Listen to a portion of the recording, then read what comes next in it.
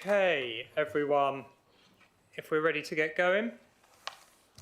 Okay, welcome very much to this meeting of the Greater Norwich Development Board Partnership Board.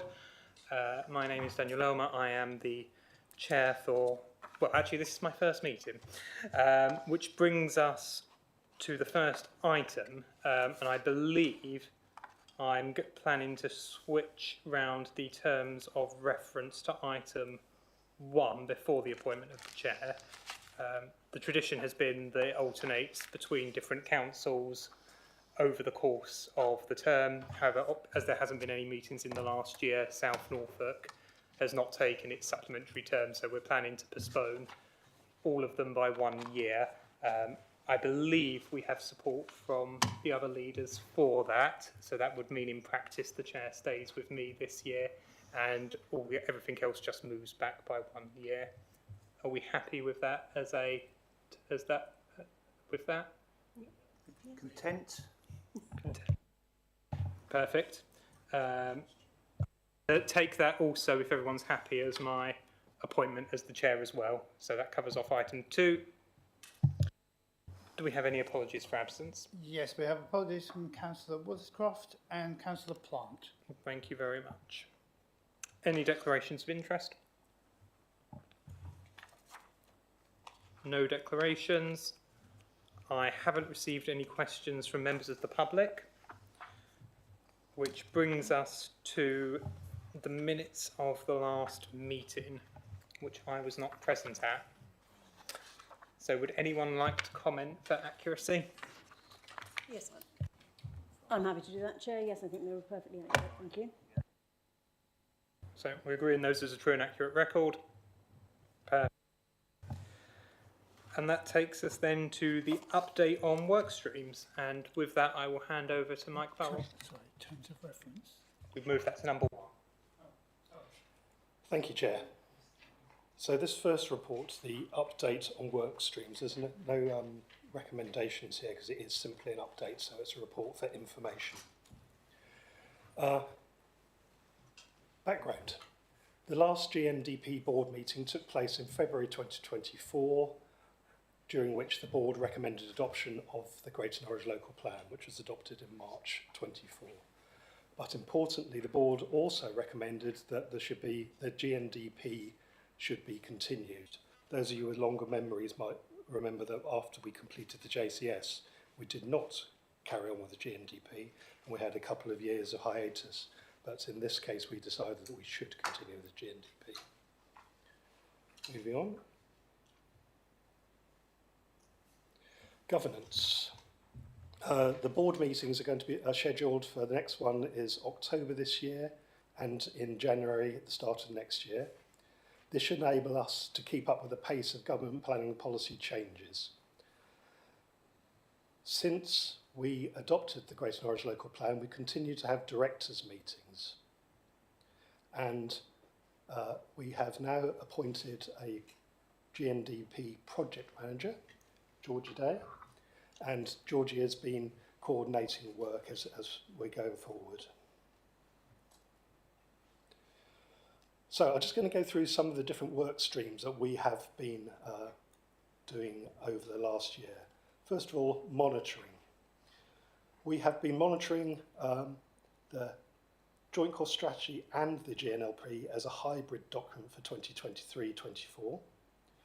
And also we started work for the next year's annual monitoring report, 24-25, and that will focus solely on the Greater Norwich Local Plan due to the timing of the adoption of the GNLP.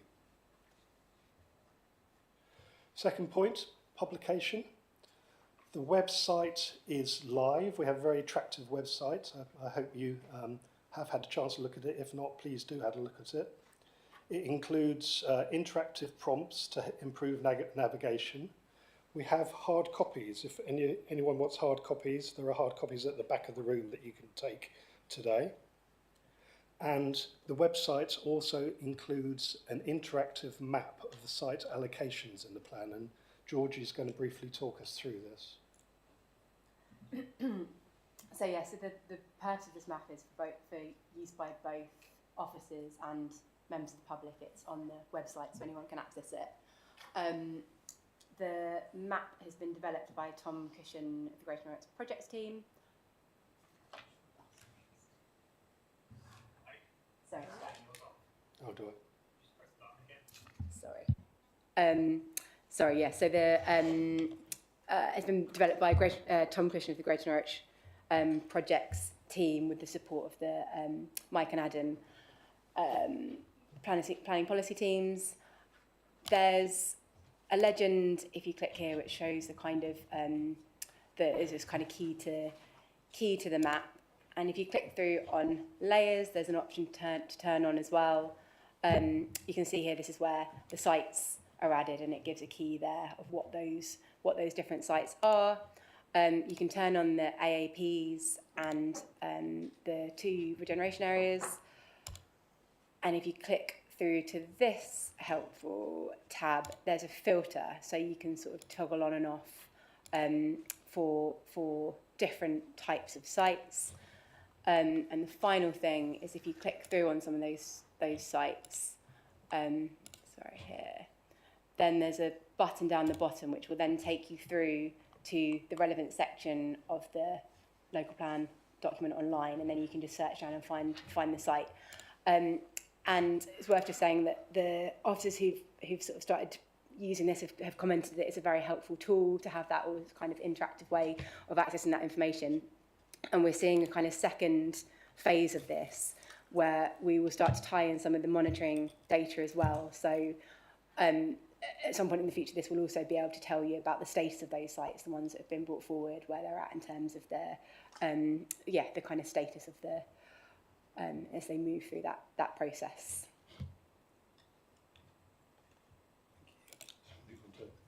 Moving on to digitalisation.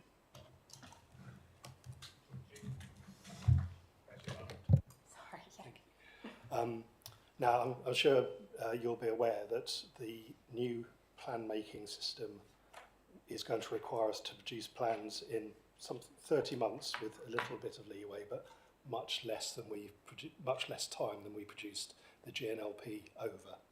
So it will be essential to use digital tools as part of that, and that's very much what the government envisages. There's a lot of work going on about digitalisation, and Georgie is pulling together a report on digitalisation opportunities for the local plan, which I believe will bring to the next GNDP. But as an introduction, we're just going to show you a video of one of the companies, what they are doing, a very short video, one of the companies, what they are doing currently to do with digitalisation. We're not saying this would be the company we go with, but this is the sort of thing we will need.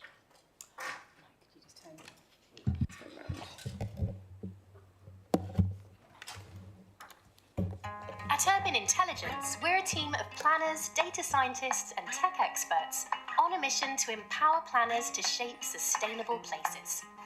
We've built Placemaker to digitalise the local plan process, giving planners a centralised hub for all their site data, consultation feedback, evidence and team collaboration. We're streamlining processes to give planners the evidence they need to make smart, impactful local plans for their communities. Automate site assessments and identification using consistent, council-set criteria to identify, assess and manage every single site in their area. Placemaker brings together national and local data and automates the assessment of call for site submissions received through a user-friendly public-facing form. With Placemaker, planners can collaborate with specialists across their organisation and work efficiently with notes, tags and comments, all logged in a reliable audit trail. Explore and analyse innovative strategies with scenario testing and custom methodologies. Communicate and engage with their communities with digital consultation features like mobile-friendly documents, interactive maps and embedded questions. And manage and respond to representations efficiently, using detailed analysis and time-saving tools. We believe planners deserve a product that's built around their needs. That's why we've worked with government and local planning authorities across the country to co-design a platform that's designed by planners for planners and purpose-built for the whole local plan process, enabling planners to understand their cities and neighbourhoods better than ever before. Want to see Placemaker in action? Book a free demo with the team today.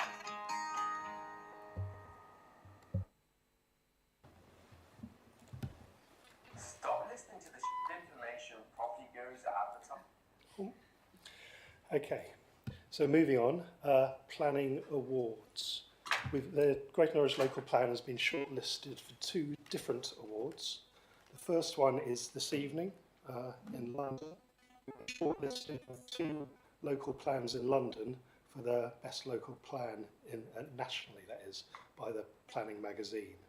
So we'll find out this evening whether we've won that or not. The 2 local plans are up against are Barking and Dagenham and the Royal Borough of Kensington and Chelsea, shown on your screen there. And next week, we've been shortlisted for the Best Plan category for the Royal Town Planning Institute East of England Awards. So we'll find out about that next on the 18th.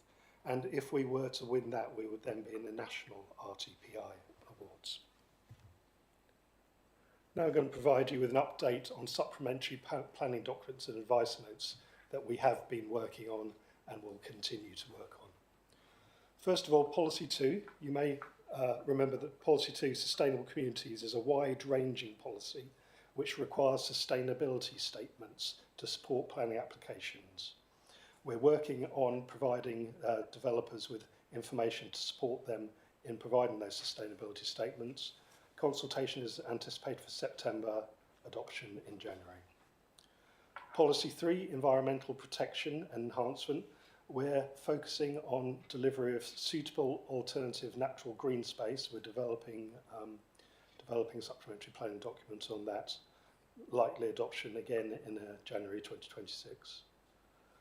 Policy 5 on homes. This is work that has been done in Norwich only because it's about purpose-built student accommodation, so very much a Norwich-based issue.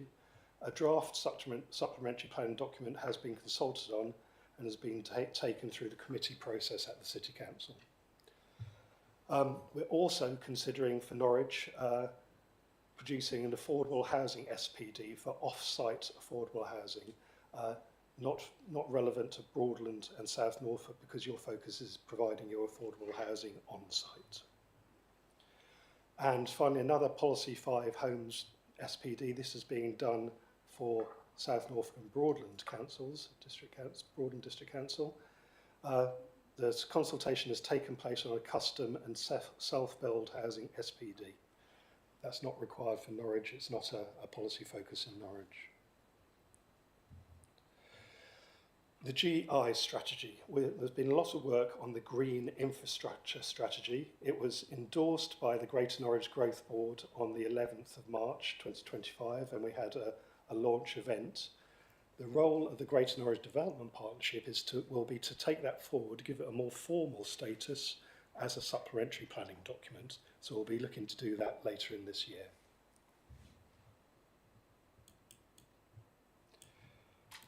Anglian water. Something I wanted to raise, but not to go into any great detail on, just so that you're aware.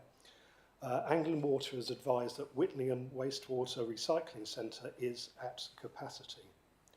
Anglian Water has funding to undertake upgrade works, and Environment Agency modelling demonstrates there is unlikely to be a class deterioration, for example, moderate to poor, because of proposed development. But the GNDP, we require evidence to balance the risk of additional flows against the significant benefits of additional housing. And the consultancy Sweco have been commissioned to undertake a study on that and are working on that at present. New settlements. The New Towns Task Force was established after the election and it issued a call for evidence. A representation has been submitted by South Norfolk. It is possible that a new development corporation could be set up to deliver a local new town. Any settlement, any new settlement or settlements would be integral to a GNLP review. And I understand that South Norfolk would like to hear sometime later in the summer about their submission. And finally, some other smaller updates. First of all, design codes. South Norfolk and Broadland design code is being produced by consultant Tibbalds. The consultation for this piece of work began on 12th of May 2025. Community infrastructure levy review. This has been something that over the years has been a matter for discussion. The government has recently said that they will not support the rollout of the infrastructure levy that had been supported by the previous government. That means we'll now need to reconsider whether to have a review of the community infrastructure levy, the SIL, which I think was adopted in 2012, was it? 2013. Okay. GIRAMS. The county-wide recreational impact avoidance and mitigation strategy action plan has been produced and approved and provides an updated position on GIRAMS. So that has happened county-wide, but of course we use that here. And finally, a health protocol. A revised health protocol has been taken through councils in Norfolk and East Suffolk. That's completion of my update. Does anybody have any questions? Mike?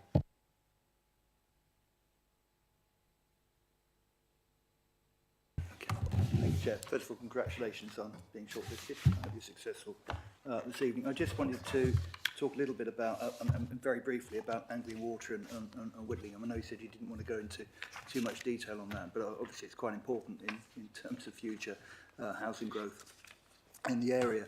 So I understand that the SWECO report is trying to understand the balance between the risk and I don't really understand what class deterioration moderate to poor means, so it'd be helpful to understand that. But I was wondering, first of all, what happens if this SWECO report is not favourable? Is that a serious risk? And also, in the meantime, we've got legal advice that we can, I think it talks about officers making judgments, so presumably that's pretty robust legal advice, and we're pretty confident about that. Hopefully, but it's just a worry in the back of my mind about if this report, SWECO report, is not favourable, what that would mean. And the other thing I just wanted to do is to welcome the health protocol. I think that's really, really long overdue that we had something as robust as what we've got now in place. Could always do better, but it's a pretty good piece of work, I think. Thank you.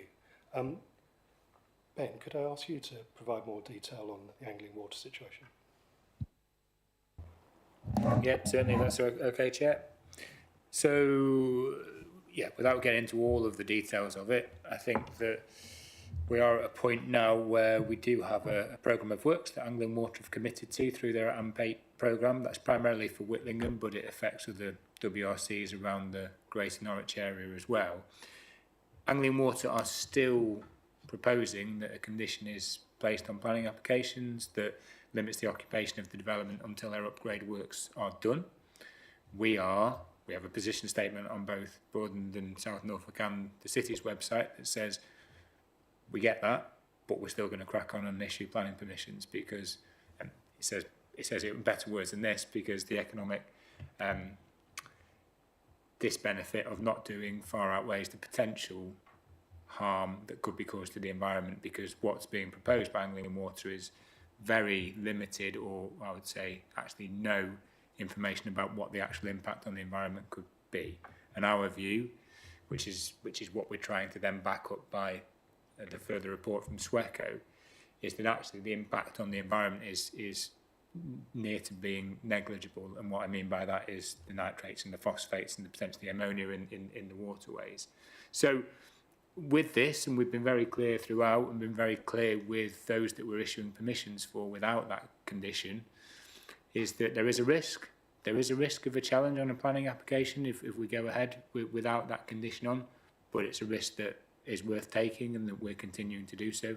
Looking into the future, there will be some WRCs around the Greater Norwich area and actually across the whole of the Anglian Water region, which is obviously pretty vast, that don't have any financial agreements to upgrade those waterworks.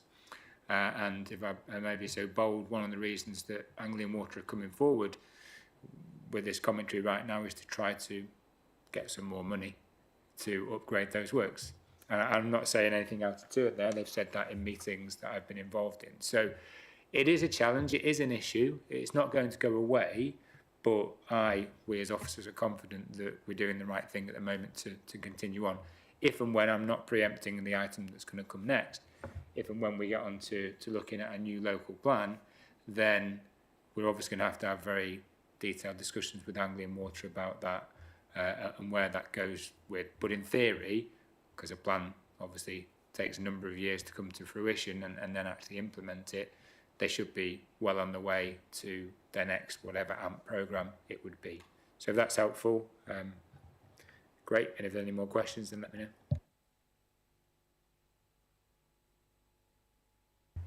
I don't want to labour the point, obviously, but presumably, when you said there's a risk of a challenge, that would come from Anglian Water, and presumably they're quite likely to challenge. And I guess they might not be successful in that challenge, but it would slow things significantly. And I guess there's a supplementary, and we'll maybe come back to this later, at the back of my mind that worries me, which is with the more ambitious housing targets we've got, when we've got a water company that's not keeping up with the present numbers in the local plan, and those are going to be increased significantly. That's got to be a red flag, I think, for all of us. Just to come back on that and answer the second, or make I think I'm just going to agree with your point. I agree. It's a real challenge going forward, so we need to work very closely with Anglian Water to ensure that they're on board with what we might look to do in terms of growth. But also, let's not forget, and hopefully they should know this, it's not necessarily even our proposals for growth, it's the government's ambitions for growth, isn't it? And so they can't, again, I'm being relatively bold here, they can't and shouldn't hide away from that. They should get on board and try to work with us on that. And in terms of potential challenge, as we'll all know in the room, any planning application is open to a legal challenge. If the proper process hasn't been followed through an application, I'm confident that we will follow the proper process, but there is still a chance that someone might challenge, and it might be Anglian Water. I don't think it will be. It could be a third party who doesn't like the planning application. Tim? Thanks. I mean, from Broad's authority perspective, eutrophication is a very real problem through the network. So having read the papers, at least my question, the water industry doesn't have an unblemished record of delivery. So I just wonder if there's a 2028 target, I think, for getting the work finished. Is there a way of holding them to that? Not from a local authority perspective, no. They would be held to account by the government, because the government gives them the money for their AMP programme. So then their programme is to do it between in effect now and 2030. And I don't know the details of that, but I assume there would be fines and such like for not keeping up with it. But I don't know the details of that. Lisa? Thank you. Just a quick question regarding the site allocations map. Does that have every single site from the local plan placed on here, or is it just where they've started building, or just wanted to know sort of thing what was on there? Yes, it has all of ones from the Greater Norwich Local Plan and those from the Area Action Plan. So Long Stratton was on there, North East Growth Triangle. And then we are going to update it. George Lee briefly referred to it. The second phase is to provide more information so that, let's say with Long Stratton, you'll be able to click on the site and then find out what progress has been made in terms of permission being granted, how many homes have been delivered. But that's the next stage of work. We're not there yet. Okay, I had just a quick question on the purpose-built student accommodation. I assume the scope of that is the Norwich City Council boundaries only. Just from a South Norfolk perspective, have we had any conversations about whether or not that might be worth looking at purely for the purposes of expanding to Coney Parish? I'm just thinking about the only places in South Norfolk where we get purpose-built student accommodation. Should we pick that up as a potential action out of this? Yeah, I think that's a really fair point, Chair, and Adam, Mike and I will discuss that afterwards. Okay. Sorry, just one minor point is I think on page 20 it does refer to South Norfolk and Broughton District Council, where we are two councils, and I think just for our own residents' sake, it's nice to acknowledge that we are our own sovereign council. So if you could just add that S in there, that would be really helpful. Thank you. Okay. Are we happy with those final two action points? Yes, thank you. Apologise for missing the S off there. It's entirely my error. You won't be the first, and I'm sure you won't be. Any final calls for questions before we move to the substantive item? No. In that case, back over to you, Mike. Thank you, Chair. So yes, this is the substantive item on today's paper. Well, the presentation begins with the recommendations. So there are two recommendations. First of all, in relation to the Greater Norwich Local Plan. The recommendation... Oh, do we? Oh.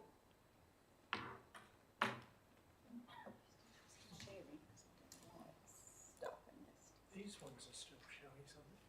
Oh, no. No, they're time down. Oh, no.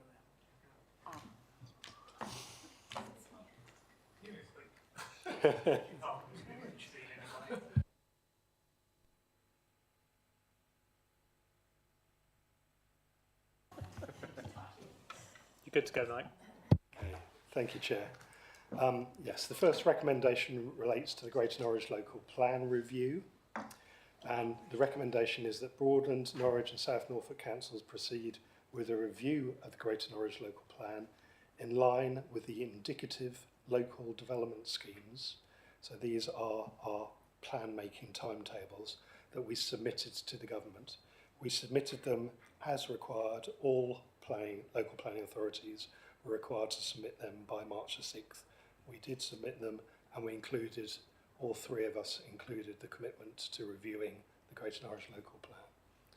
The second recommendation relates to the spatial development strategy, which will be produced, assuming a mayoral combined authority is established, will be produced by the mayoral combined authority, but this relates to evidence that would contribute to that spatial development strategy, that SDS, and we're recommending that the three districts, we should work collaboratively with Norfolk and Suffolk on that work.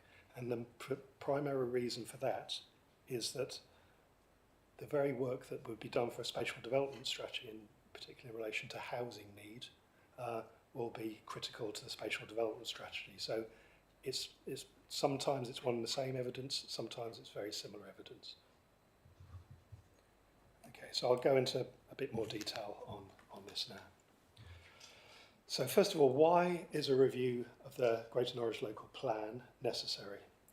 The primary reason is that the National Planning Policy Framework in December 2024 increased the local housing need for Greater Norwich by 34%. So our housing need is higher than it was previously. So the current GNLP, adopted last year, is now inconsistent in terms of national housing requirements. Not other aspects of the GNLP, but in terms of national housing requirements, it is inconsistent with national policy. And also, very importantly, the government expects local plans to be updated promptly to reflect new housing needs and to avoid intervention. And there is a legal framework behind that. So it's not a case of not updating your plans. So we have a proposed timeline. This was in our LDSs that we submitted. It may need to be revised slightly when we get more information on timetables from government. But scoping work, were we to commit ourselves to this, scoping work for the GNLP would begin this October, and adoption would be anticipated by March 2029. Now, with local government reorganisation, it's unlikely to be the 3 districts here that will be adopting that plan. Nevertheless, the government's very clear that we should continue on plan making, and I have no doubt that there will be arrangements set in place for the changeover to the new unitary or unitaries.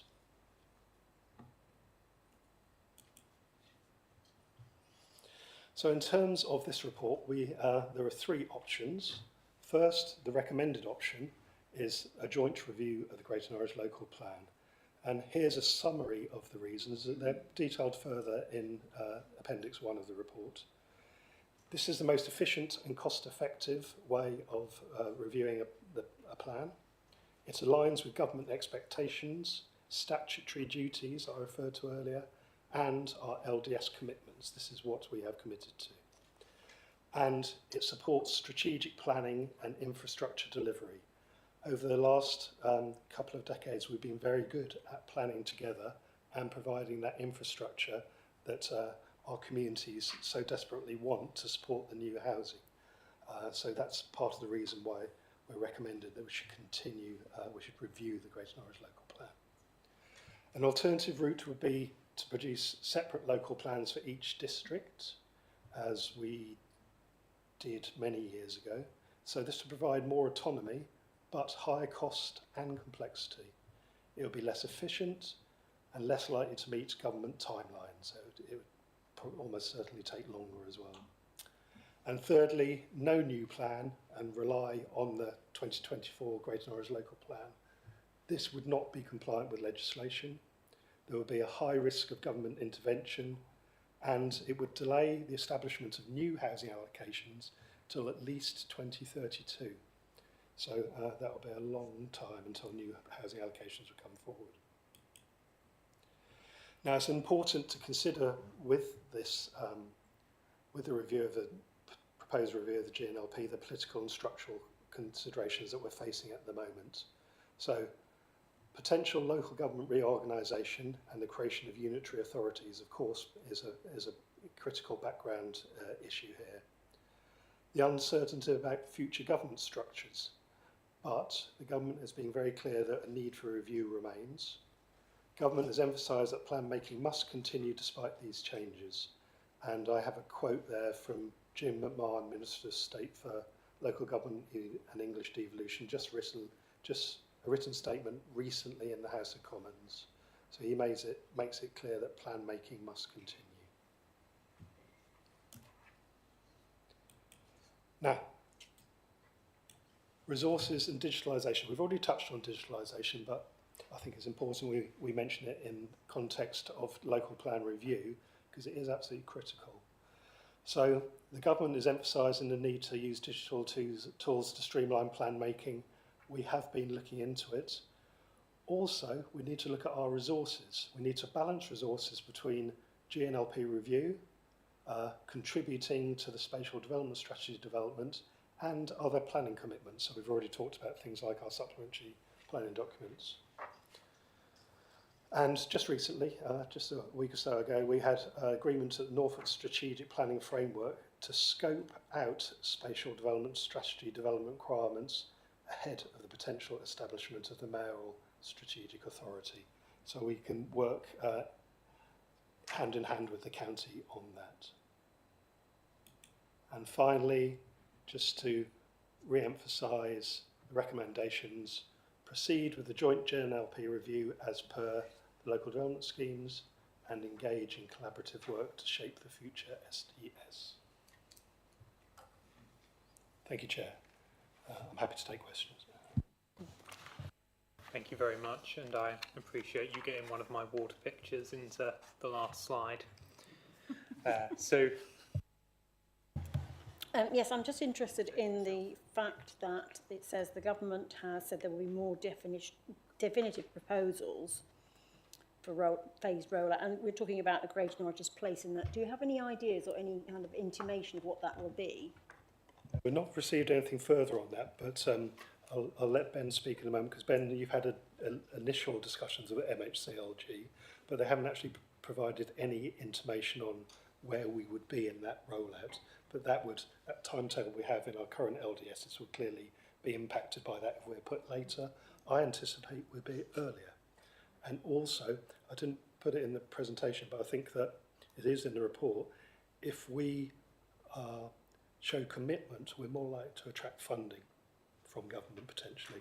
And that's something, Ben, that you're sort of interested in talking to MHCLG about.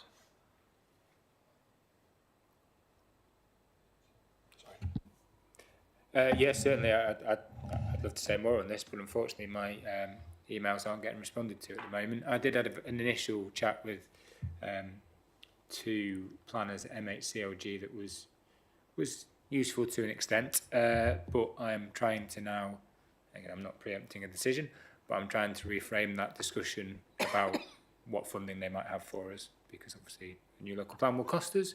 Others have benefited from financial contributions when they were at different stages of the local plan, which we couldn't benefit from at the time because we hadn't adopted the local plan. So that's the way, subject to members' agreement, that I'll be framing my discussions with MHCLG now. Thank you. Thank you, Chair. Well, I mean, first of all, it's a bit frustrating because we've only recently agreed our local plan, but we've got to do this. We've got to be compliant with national government policy, and we need to be ambitious, I think, for our house building targets. I mean, there is a housing crisis, and so I guess we should be welcoming this, challenging though it is. It's moving in the right direction, and it's responding to a very real challenge. I also think that we've got a really good track record of working together in partnership, the three districts, and I think there'll be huge benefit in us continuing to do that. The one thing that I do wonder, and I guess I'm getting to my question, is obviously with LGR we'll end up with 1, 2 or 3 unitaries. We don't know how many. So we need, whatever happens, boundaries are going to change, and there will be, say if there's 2 unitaries, there'll be pretty much us, and then a bit of North Norfolk, and then Great Yarmouth, and then if there's 1 unitary, obviously we know what that means, and then there's 3. Similarly, there'll be other boundary changes. So I'm just wondering, to what extent are we keeping an eye on what's happening in the rest of the county? Because at some point, the new authorities are going to have to pull all of this together for their respective patches, whatever the geography might be. So if you were to ask me, where's North Norfolk with its local plan? I haven't got a clue. But it is, all of a sudden, it's really relevant. So to address the duties to cooperate requirements for local plans, we established the Norfolk Strategic Planning Framework, and that's where all the Norfolk districts working with the county work together on coordinating our local plans to ensure things like strategic infrastructure is provided. So we do have regular meetings, there are member meetings, and we are well aware of where other districts are with their local plans. North Norfolk, by the way, are in examination at the moment, as are Great Yarmouth, I believe. So yes, we do liaise on this, and we're producing an update just recently coming close to finalising an update to the Norfolk Strategic Planning Framework. This is something that nationally we have been very good at. I think we really need to pat ourselves on the back for this. Norfolk has been ahead of many other areas, and I've read about other parts of the country, for example, Bournemouth, Christchurch and Poole, they failed at their local plan examination because they hadn't negotiated effectively with neighbouring Dorset on how to meet numbers that couldn't be met in Bournemouth. And similarly, Oxford failed in their local plan examination because they hadn't engaged effectively with their neighbours, and there's more examples out there. So we have done well, and I'm sure we'll continue to work together on that.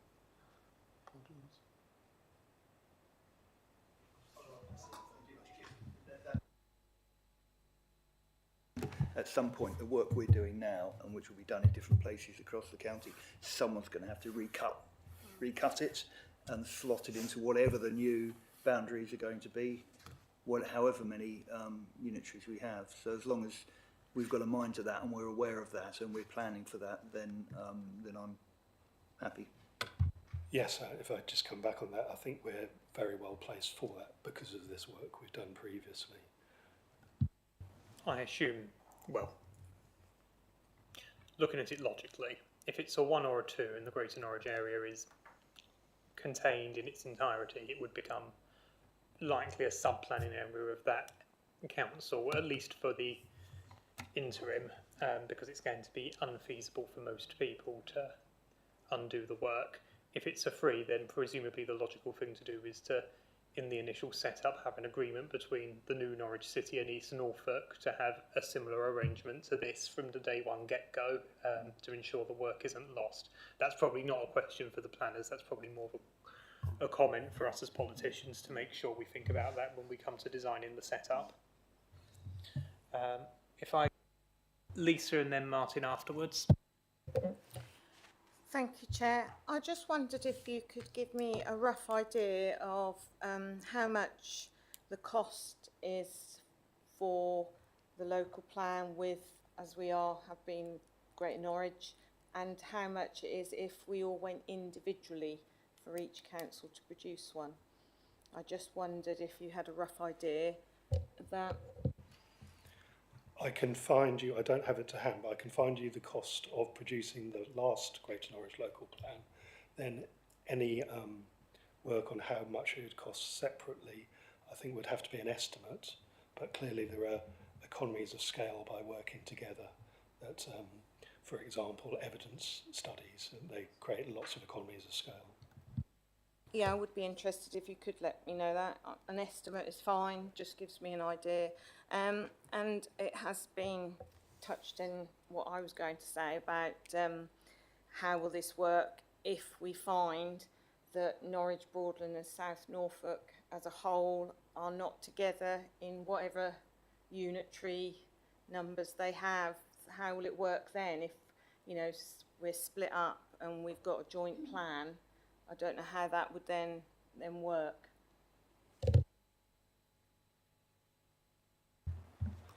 So I think we need to think about the places rather than the current boundaries. So we'll still be planning for those same places. And so then when new boundaries are announced, then we'll have to adjust as per those new boundaries. But the planning strategy, whatever those boundaries are, will be broadly the same.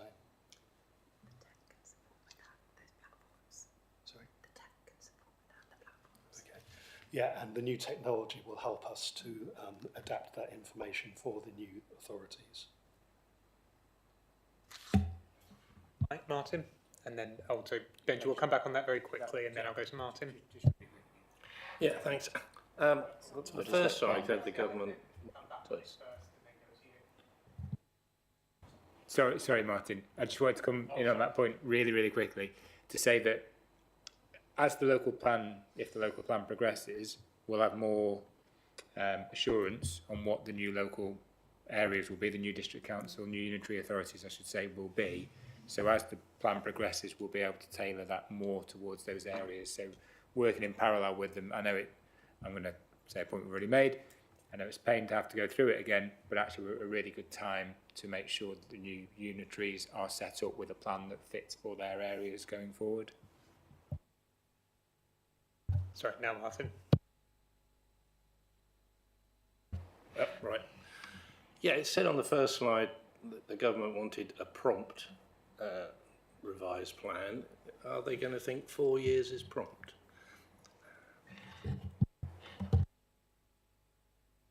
Well, yeah, they're providing a new requirement for producing plans in just over 3 years. So that is the new system they're implementing. So one can only assume they will think that as prompt, yes.